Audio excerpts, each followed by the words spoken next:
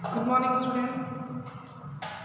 Last class में आपने chapter number 6 अंतिम दौर का पहला पार्ट पढ़ा था। आज हम लोग पढ़ेंगे अंतिम दौर का दूसरा पार्ट, जिसमें है राष्ट्रीयता बनाम साम्राज्यवाद यानी गांधी जी का आगमन। उसके बाद है गांधी जी के नेतृत्व में कांग्रेस कैसे सक्रिय हुआ। तीसरा पॉइंट आता है अल्पसंख्यकों की समस्या, मुस्लिम लीग अली जिन्ना। तो सबसे पहले आते हैं राष्ट्रीयता बनाम साम्राज्यवाद। इसमें मध्य वर्ग की बेबसी, उसके साथ साथ गांधी जी का आगमन। पहला विश्व युद्ध आरंभ हो चुका था, राजनीतिक उतार पर था। इसका कारण था कांग्रेस का तथाकथित गर्म दल और नरम दल में विभाजन और युद्ध काल में लागू किए गए नियमों पर प्रतिबंध। ये अंग्रेजों द्वारा निर्धारित किया गया था। अंततः विश्व युद्ध समाप्त हुआ और शांति के परिणाम स्वरूप देश में राहत और प्रगति के बजाय दमनकारी कानून ने पंजाब में मार्शल लॉ लागू हुआ। दमनकारी कानून के तहत पंजाब में मार्शल लॉ को लागू कर दिया गया। जनता में अपमान की कड़वाहट भर गई, क्रोध का समावेश हो गया। ऐसे समय में जब हमारे देश के पौरुष को लगातार कुचला जा रहा था, शोषण की लगातार निर्माण प्रक्रिया से हमारी गरीबी और बढ़ रही थी और सारी जीवन शक्ति जो थी वो क्षीण होती जा रही थी। किसान वर्ग दबू और भयभीत था। कारखानों में मजदूरों की स्थिति भी बेहतर नहीं थी। मध्यम वर्ग और बुद्धिजीवी लोग इस सर्व सामग्री अंधकार में आकाशदीप हो सकते थे, परंतु खुद इस सर्वव्यापी उदासी में वो डूबे हुए थे। उन्हें रोशनी का कोई किनारा नहीं दिख रहा था। और तब उसी समय एक महान व्यक्ति का पदार्पण हुआ, वो थे महात्मा गांधी। वे ताजा हवा के ऐसे झोंके की तरह आए जिसने फैलकर हमें गहरी सांस लेने के योग्य बनाया। वे ऊपर से अवतरित नहीं हुए थे, वे भगवान या भारत की करोड़ों आबादी के बीच से ही निकलकर आए थे। वे उन्हीं की भाषा बोलते थे और लगातार उनकी सोचनीय स्थिति की ओर आकर्षित होते थे। उन्होंने हमसे कहा कि इस मजदूरों और किसानों की पीठ से उतर जाओ। तुम सब जो उनके शोषण के सहारे जिंदा हो, व्यवस्था को समाप्त कर दो और गरीबी और दुर्गति की जड़ को उखाड़ फेंको। निर्भयता और सत्य और इससे जुड़ा हुआ कर्म करो। वे हमेशा साम्राज्य जनता की खुशहाली पर नजर रखते थे, लेकिन ब्रिटिश शासन के अधीन सबसे प्रबल एहसास था भय, व्यापक दमनकारी दमघोटू भय। ये जो थे वो ब्रिटिश शासन के द्वारा जारी किए गए थे, जो हम भारतीयों के लिए बहुत ही मुश्किल था। इस तरह लोगों के ऊपर से भय का काला बादल महात्मा गांधी धीरे धीरे उठा रहे थे। पूरी तरह तो नहीं, पर आश्चर्यजनक मात्राओं में जरूर था, क्योंकि भय का वह झूठ से नजदीक का संबंध होता है। भय का नजदीक से संबंध होता है। जैसे जैसे झूठ और लुक छिप कर काम करने की जरूरत कम होती जाती है, वैसे वैसे एक व्यापक परिवर्तन दिखाई देता है। यह मनोवैज्ञानिक परिवर्तन होता है। गांधी ने भारत के करोड़ों लोगों को अलग अलग मात्रा में प्रभावित किया। कुछ लोगों ने अपने जीवन की पूरी बनावट को ही बदल दिया, कुछ पर आंशिक प्रभाव पड़ा या फिर प्रभाव मिट ही गया या नहीं पड़ा, पर पूरी तरह कायम नहीं हुआ। अलग अलग लोगों में प्रतिक्रियाएं भी अलग अलग हुई और हर आदमी के पास इस सवाल का जवाब भी अलग अलग था। उस समय गांधी जी के नेतृत्व में कांग्रेस जो था वो पूरी तरह सक्रिय हो गया। गांधी जी ने पहली बार कांग्रेस संगठन में प्रवेश किया और तत्काल उन्होंने संविधान में पूरी तरह से परिवर्तन ला दिया। उन्होंने उसे लोकतांत्रिक और लोक गणतंत्र संगठन बनाया। अब उसमें किसानों ने भी प्रवेश किया और नए रूप में वह एक विशाल किसान संगठन बनकर खड़ा हो गया, जिसे मध्य वर्ग के लोग संख्या में छितरे हुए थे, लेकिन उनका जोर काफी था। अब उनका खेतिहर चरित्र बढ़ने लगा था। अलग अलग रूप में वो संगठित होने लगे थे। इस संगठन का लक्ष्य और आधार था सक्रियता, ऐसी सक्रियता जिनका आधार शांतिपूर्ण पद्धति था। अब तक जो विकल्प थे उसमें यह तो केवल बातचीत करना और प्रस्ताव पारित करना था अथवा हिंसक कार्रवाई करना था। इन दोनों तरीकों में कांग्रेस इसके मूल नीति के खिलाफ थी। कांग्रेस हिंसा का मार्ग नहीं अपनाना चाहती थी, काम करने का एक नया तरीका चाहती थी जो पूरी तरह शांतिपूर्ण। लेकिन जिस बात को गलत समझा जाता था उसके आगे सिर झुकाकर मंजूर नहीं किया गया। परिणामस्वरूप इस प्रक्रिया से होने वाली जो पीड़ा और कष्ट थे उन्हें खुशी से स्वीकार किया, परंतु दूसरा वर्ग यह बर्दाश्त नहीं कर सका और फिर एक दूसरे वर्ग में अपना सर उठाना शुरू किया। कांग्रेस दो भागों में विभक्त हो गया, नरम दल और हरम दल। सक्रियता का आह्वान दोहराया गया। जाहिर है कि विदेशी शासन को चुनौती देने और उनका मुकाबला करने के लिए सक्रियता की जरूरत थी। अपनी खुद की सामाजिक बुराइयों के विरुद्ध लड़ने की सक्रियता थी। कांग्रेस के मुख्य आधार थे राष्ट्रीय एकता, जिसमें अल्पसंख्यकों की समस्याओं का हल करना और दलित जातियों को ऊपर उठाने के साथ छुआछूत के अभिशाप को पूरी तरह से खत्म करना भी शामिल था। गांधी जी ने कांग्रेस शासन की बुनियाद पर चोट की। उन्होंने कहा कि किताब छोड़ देनी चाहिए, गरचे कम लोगों की किताब छोड़े, लेकिन अगरचे कुछ अंग्रेजों द्वारा दिए गए इन किताबों के लिए आम जनता ने के अंदर इज्जत जो थी वो समाप्त हो गई। कांग्रेस के पुराने नेता जो एक अलग और ज़्यादा निष्क्रियता परंपरा में पले थे, इन नए तौर तरीकों को आसानी से नहीं अपना सके और आम जनता को इस उठान से उन्हें परेशानी होने लगी।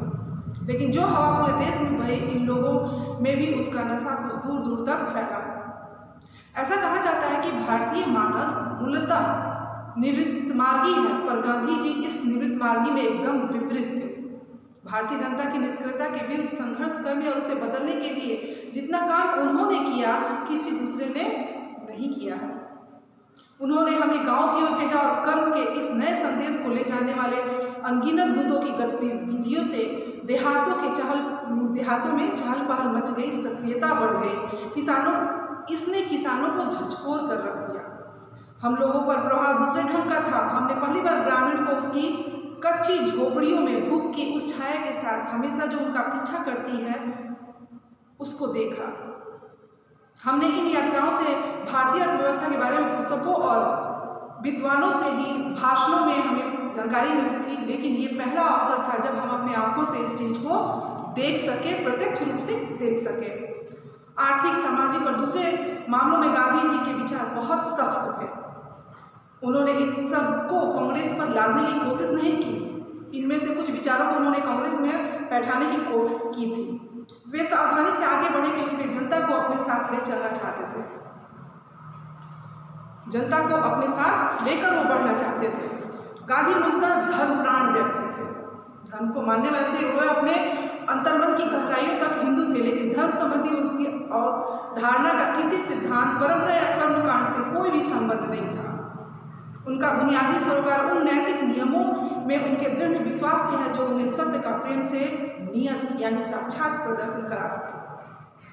सत्य और अहिंसा, इन दोनों शब्दों को वो एक ही अर्थ में लेकर चलते थे। उन्होंने दावा किया है कि हिंदू धर्म की मूल भावना को वो समझते हैं।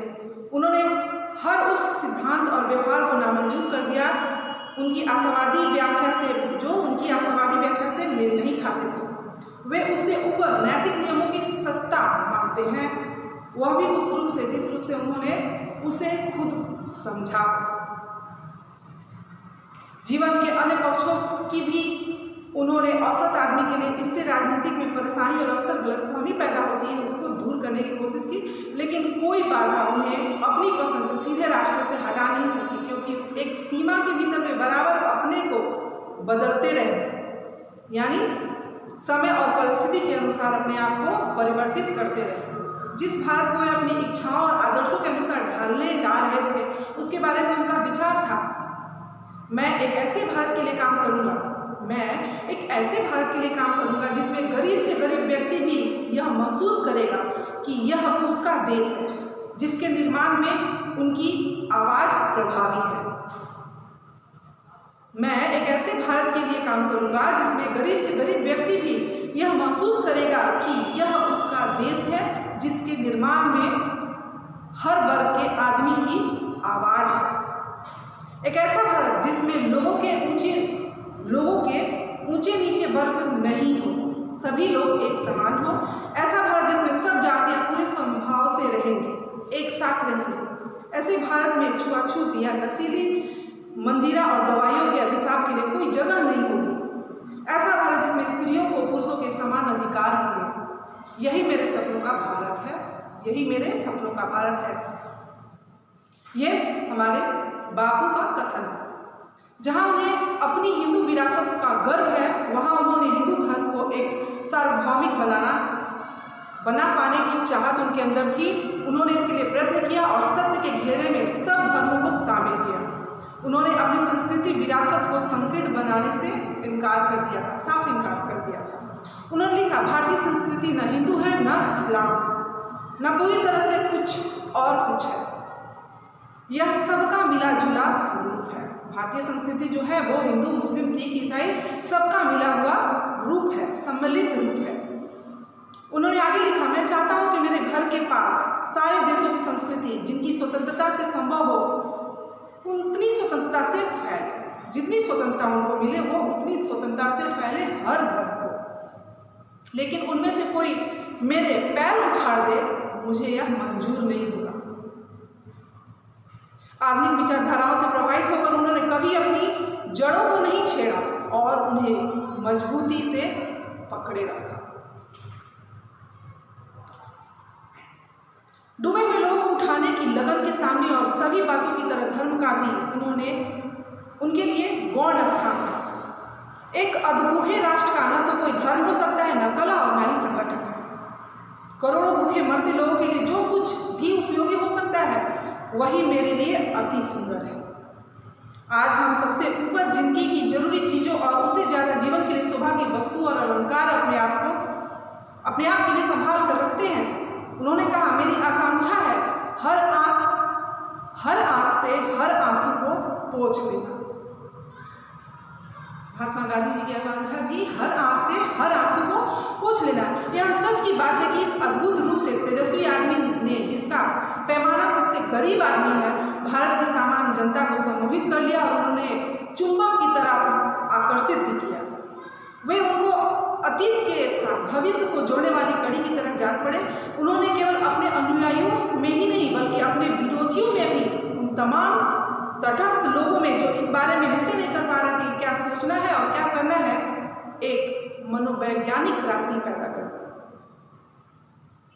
कांग्रेस पर भी गांधी जी का प्रभुत्व था, लेकिन यह खास किस्म का अधिकार था क्योंकि कांग्रेस एक सक्रिय विद्रोही अनेक पक्षीय संगठन था जिसमें तरह तरह की राय होती थी और उसे आसानी से इधर से उधर नहीं ले जाया जा सकता था।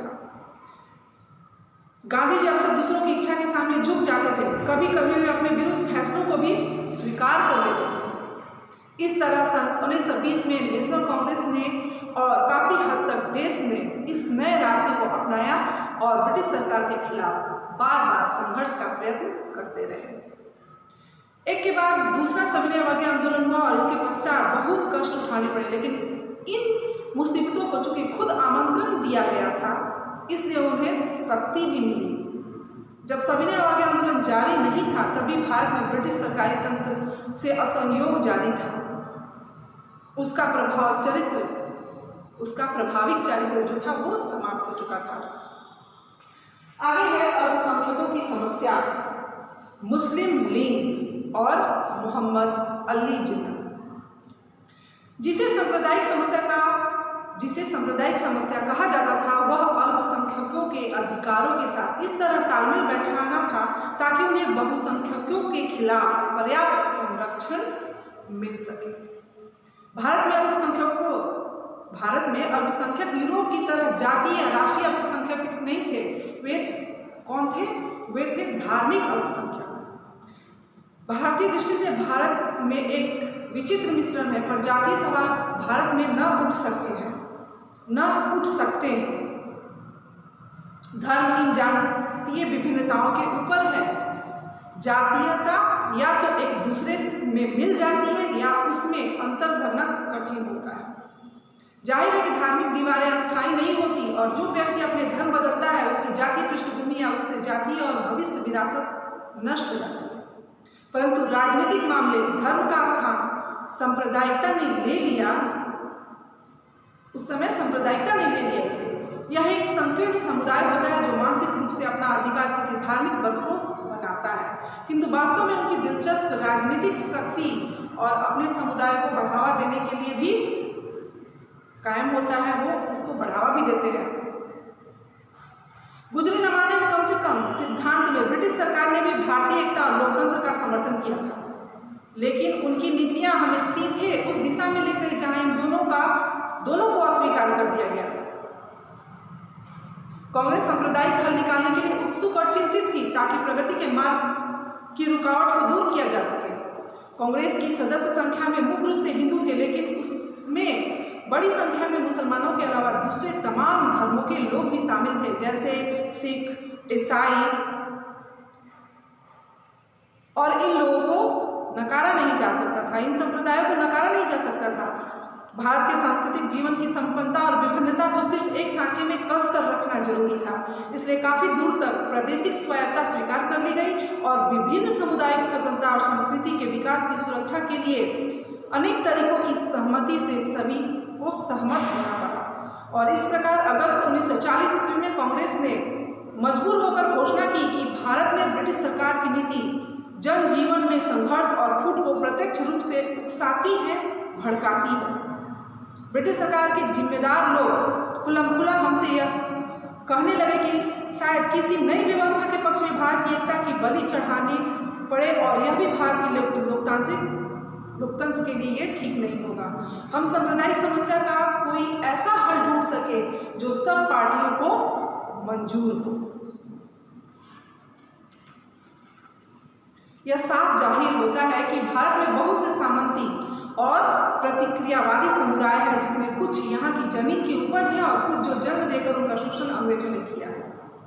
संख्या की दृष्टि से वे भले ही कम हो, लेकिन उनके पास ब्रिटिश सत्ता की तादाद ज्यादा थी। बीते हुए दिनों में अंग्रेजों की नीति मुस्लिम लीग और हिंदू महासभा के मतभेदों को प्रोत्साहित करने के लिए उन पर बल देने की, सांप्रदायिक संगठनों के कांग्रेस के विरुद्ध महत्व देने की बात उठी।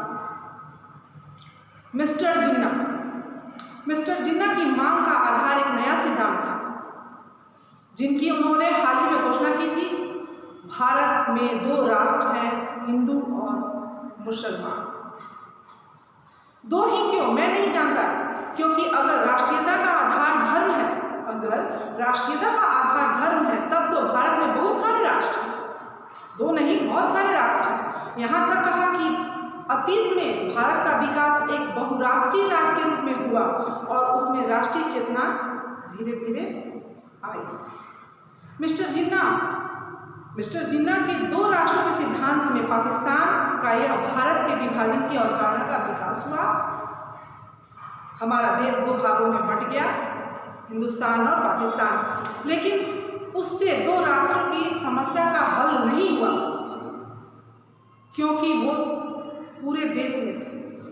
मुसलमान और हिंदू पूरे देश में थे। विभाजन तो हुआ हिंदू और मुसलमान का, लेकिन कितना विभाजन हो सकता है, क्योंकि ये पूरे देश में और आज उसी का खामियाजा हमारा देश भुगत रहा है। न हमारा विभाजन होता, न हमारा देश बढ़ता और न ही हमें इन समस्याओं से जूझना पड़ता।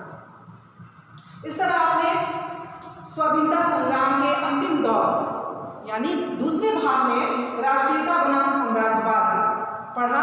गांधी जी का कैसे आगमन होता है, उनका विचार, उनका मत क्या है, वो कैसे भारत का निर्माण करना चाहते हैं, इसको भी आपने पढ़ा। गांधी जी के नेतृत्व में कांग्रेस ने कैसे सक्रिय भूमिका निभाई, ये भी देखा आपने। और अल्पसंख्यकों की समस्या, भारत अल्पसंख्यकों की समस्या से कैसे जूझता रहा, मुस्लिम लीग कैसे प्रकाश में आया और मोहम्मद अली जिन्ना का क्या मत था।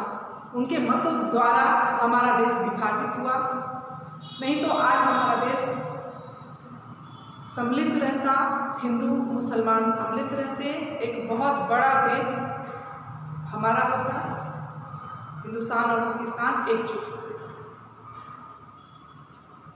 ओके स्टूडेंट, आपने इस चैप्टर को पढ़ा। नेक्स्ट क्लास में थैंक यू।